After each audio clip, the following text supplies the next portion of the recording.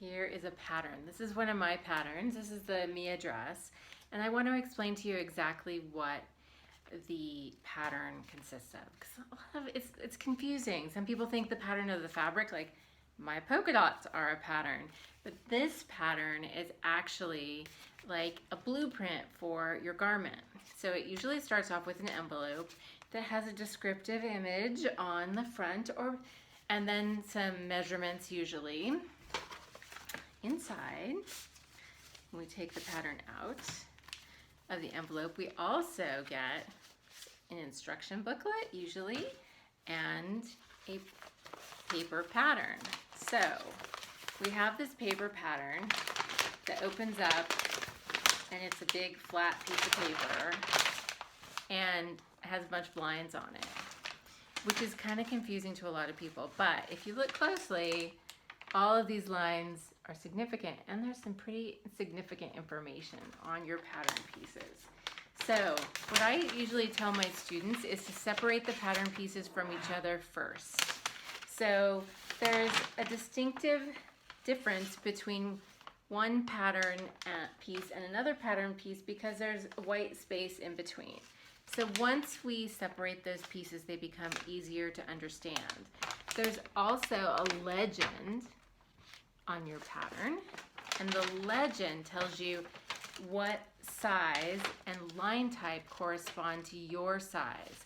So, or rather, what line type corresponds to which size. So each of these pattern pieces, as you can see, have a slightly different line type to them. And that's how we figured out how to get the right size, because all the pieces are kind of stacked on top of each other.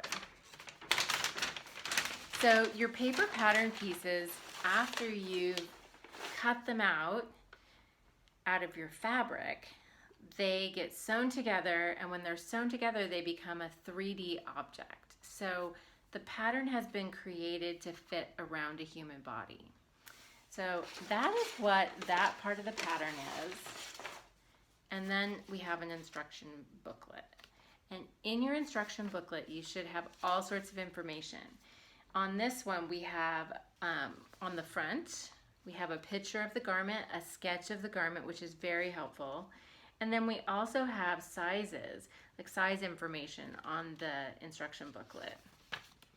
Inside the instruction booklet, there is a list of all the supplies you might need, another sketch, and then they also have I've created in this pattern a fabric layout guide, and that's going to help you lay your fabric out as a diagram when you're trying to cut your pieces out.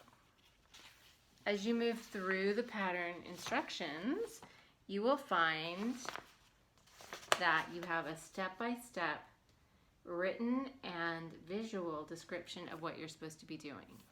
So some patterns are a little different. They might have an illustration instead of a photograph, or they might have just words. Typically there's at least an illustration and words. When we get into vintage patterns, oftentimes there are very minimal instructions, and even on the pattern pieces there's very minimal information, if any, other than maybe some holes punched into the fabric where you're going to know what pattern pieces they are. So vintage patterns, especially the really older ones, are harder to read, and they assume you know a lot more than they do nowadays. They kind of assume you haven't done much sewing at all. So in that respect, it's great. And there's still going to be quite a few vocabulary words that you might not understand, but feel free to ask me anything. I'm here to help.